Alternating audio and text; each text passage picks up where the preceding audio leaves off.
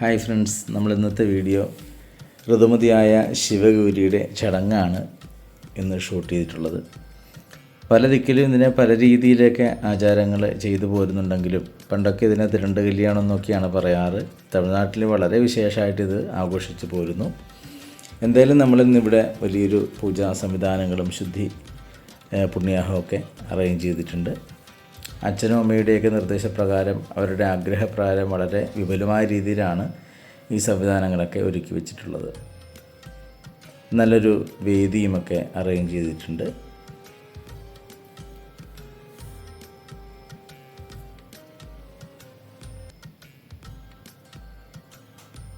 വളരെ കുറച്ച് പേര് മാത്രമാണ് ഇതിൽ സംബന്ധിച്ചിട്ടുള്ളത്.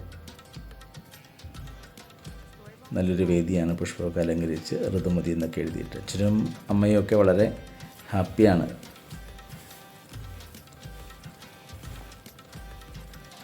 ഇനിയിപ്പോൾ കുട്ടിയെ നമ്മൾ ശുദ്ധിക്രിയയ്ക്ക് വേണ്ടിയിട്ട് ക്ഷണിക്കും. അതിന് മുന്നോടിയായിട്ട് ഈ ചടങ്ങുകളൊക്കെ ചെയ്യുന്നതിന് വേണ്ടി അച്ഛൻ്റെ സഹോദരിയും അതിനോടനുബന്ധിച്ചിട്ടുള്ള ആൾക്കാരൊക്കെയാണ് നിൽക്കാറ്. എല്ലാവരുമൊക്കെ സന്നിഹിതരായിട്ടുണ്ട്. കുട്ടിയെ കൊണ്ടുവന്നു. ഇനി ഇതിനുള്ള അഭിഷേകാദികളും ശുദ്ധിക്രിയകളൊക്കെയാണ് നടക്കുക. മഞ്ഞൾ തേച്ചിട്ടൊക്കെയാണ് നമ്മളിതിനെ വിശേഷമായിട്ട് ആ ചടങ്ങുകളൊക്കെ തുടങ്ങുന്നത് തന്നെ. എല്ലാവരും മഞ്ഞളൊക്കെ കുട്ടിയെ തൊടുവിച്ച് മഞ്ഞൾ പുരട്ടുകയും മഞ്ഞൾ അഭിഷേകം ചെയ്യുകയും പാലഭിഷേകം ചെയ്യുകയൊക്കെയാണ് ചെയ്യാറ്. ഒരു ഉരുളിയൊക്കെ അറേഞ്ച് ചെയ്ത് അതിൽ പൂവൊക്കെ അലങ്കരിച്ച് കുട്ടിയെ അതിൽ ഇരുത്തിക്കൊണ്ട്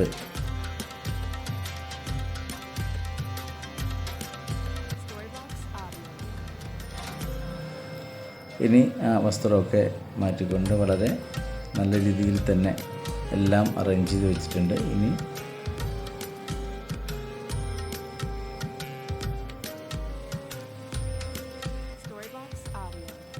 എല്ലാവരും ഓരോരുത്തരും മഞ്ഞളൊക്കെ അടിയാണ്. അനിയത്തിക്കുട്ടിയാണ് നിൽക്കുന്നത്. എന്താ ഇവിടെ നടക്കുന്ന ഒരു ഐഡിയ ഇല്ലാതെ അനിയത്തിക്കുട്ടി വളരെ ആകാംക്ഷയോടെ നിൽക്കുകയാണ്. എന്താണ് ചേച്ചി ഇങ്ങനെയൊക്കെ ചെയ്യുന്നത്? എല്ലാവരും മഞ്ഞളൊക്കെ ഇട്ടുകൊടുത്തു.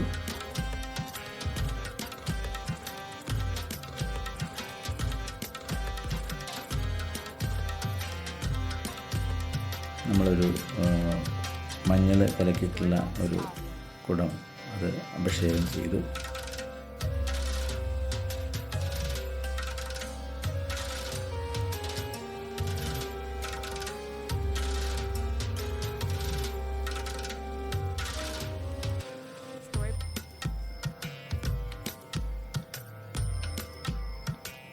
തുടർന്ന് പാല് അഭിഷേകമൊക്കെ ചെയ്തു.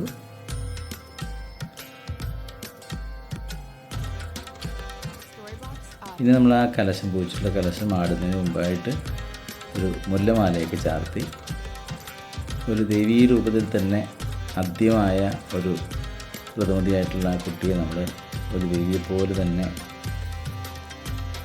അഭിഷേകാദികളൊക്കെ ചെയ്ത് ശുദ്ധി വരുത്തി. ഇനി നമ്മൾ ആ ഉരുളിയിൽ നിന്നും കുട്ടിയെ ക്ഷണിച്ച് പുതിയ പുടവയൊക്കെ കൊടുത്ത് ഡ്രസ്സൊക്കെ മാറി ശുദ്ധിയായിട്ട് വരുമ്പോൾ നമ്മൾ പുണ്യാഹാദി ശുദ്ധിക്രിയകൾ. അനിയത്തിക്കുട്ടിയാണ് ഡ്രസ്സൊക്കെ കൊടുക്കുക. അച്ഛൻ പുതിയ ഡ്രസ്സൊക്കെ കൊടുപ്പിക്കുന്നു. ദീപത്തോടെല്ലാം സാക്ഷിയായി ഡ്രസ്സൊക്കെ ചേഞ്ച് ചെയ്യാൻ വേണ്ടിയിട്ട് മാറുകയാണെങ്കിൽ തുടർന്ന് ഡ്രസ്സൊക്കെ ചേഞ്ച് ചെയ്ത് സുന്ദരിയായി വരുന്നതാണ്. അനിയത്തിക്കുട്ടി പുഷ്പമൊക്കെ ഇട്ട് ചേച്ചിയെ കിട്ടിയ അവസരം പാഴാക്കാതെ ധാരാളം പുഷ്പമൊക്കെ ഇടുന്നുണ്ട്. എല്ലാവരും വളരെ ഹാപ്പിയായി പൂവൊക്കെ അലങ്കരിച്ച് വിശേഷമായൊരു വേദിയിൽ കൊണ്ടിരുത്തി ഇനിയൊരു പുണ്യാഹാദി ശുദ്ധിക്രിയകൾ ചെയ്ത് ചന്ദനാദി ലേപനങ്ങളെല്ലാം ചാർത്തി അവരുടെ വകയായിട്ട് വീണ്ടും ഒരു പൂജയും കാര്യങ്ങളൊക്കെ ഉണ്ട്.